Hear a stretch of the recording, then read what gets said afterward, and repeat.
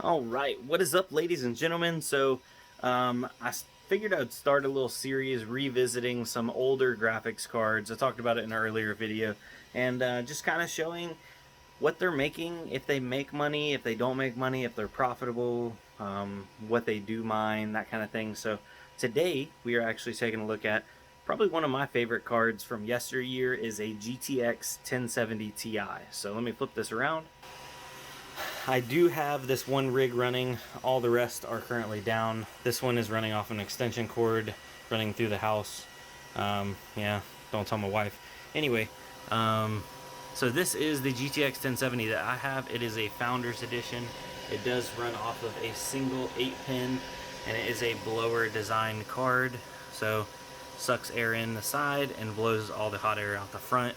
A lot of people that just joined and only have newer cards are not familiar with or very familiar with the blower design, because a lot of the newer cards are not actually blowers. So this is a very popular style from yesteryear, but you have to keep that fan ramped up, and they do run typically hotter. This card does offer SLI, so you can put two of them together, but that does not help for mining, and it is limited in the help for gaming. Some games benefit, but a lot actually don't. So let's go inside and see what it's actually mining and see what kind of money you can make on one of these bad boys.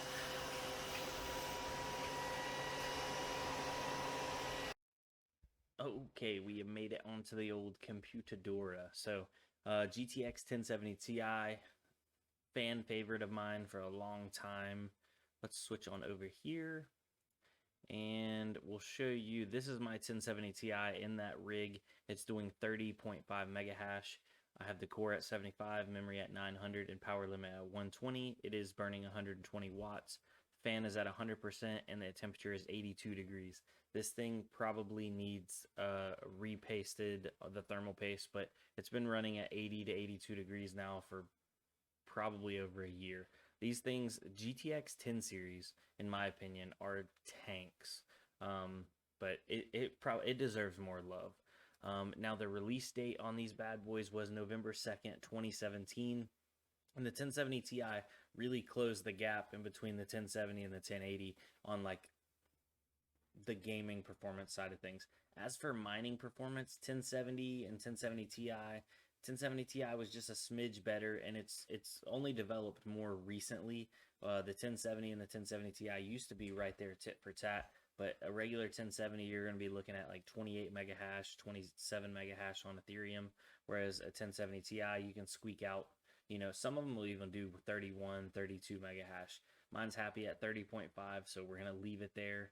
And then looking at eBay, I just wanted to try to find buy it now, lowest price, and it looks like the cheapest one I can find is $425 with $11 shipping. That is a hard bargain.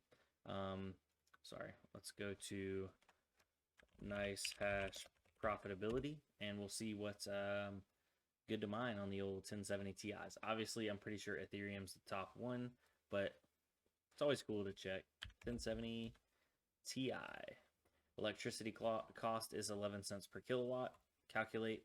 And this card that came out in November of 2017, yep, November 2nd of 2017, is still making $2.15 a day after electric. Before electric, actually $2.50 a day. They burn right at about 36 cents a day if your electric is 11 cents per kilowatt hour, and that is $48.10 of profit a month, or $58 because it burns about $10.69 worth of electric a month if you mined on it nonstop. So does that mean it's a good value at $425?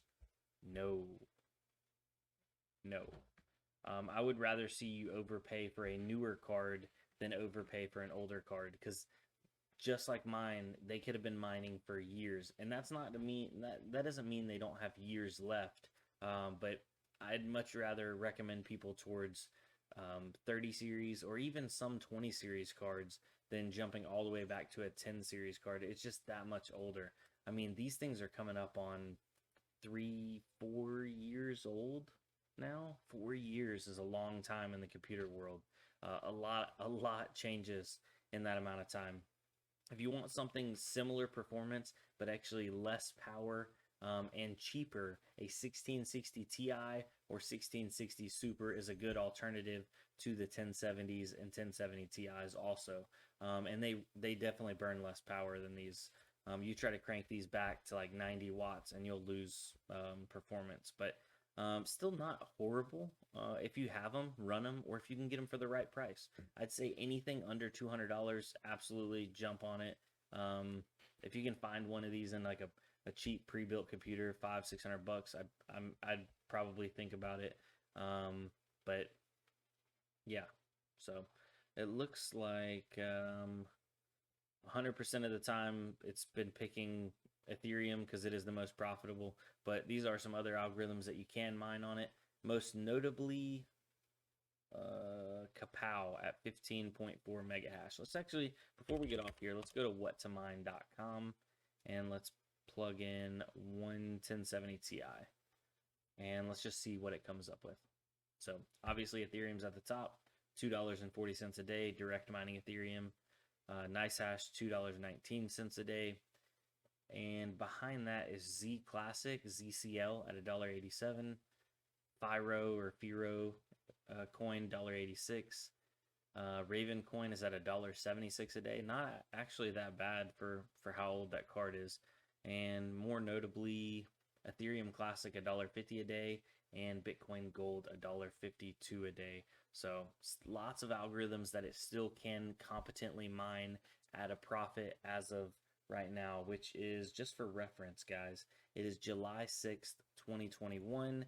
And if we're going to talk about some prices here before we get off, just for reference. So if you're watching this way in the future or in the past, if you're a time traveler, you know, I don't know what you're doing, but Bitcoin's at 34,000, Ethereum's at 2,327 or 28 actually right now. BNB 326, Dogecoin is 23 cents, and where's our boy Litecoin at? Did I miss Litecoin? Where's Litecoin? Litecoin at 139. So just some of the more notable ones. Ethereum Classic 54 bucks, Monero 224, and so on down the line. So thanks for watching, guys. Really do appreciate it. It is it's getting a little late over here, so hopefully you enjoyed this and kind of this dive back into time, looking at some older cards. If you have any recommendations, please put them down below. I do have a bunch of old cards, so that way I can kind of like show them off. But if it's something I don't have, I can still look into it, and we can talk about the profitability, if it's good buy, bad buy, that kind of thing. So just coming to a consensus on this, GTX 1070 Ti, if you got it, use it. If you can get it cheap, why not? But don't go overpay for one of these things. Don't go pay $400. Really, I'd say don't even pay $300 for one of these things. Anywhere $200 and under, I'd say you're good.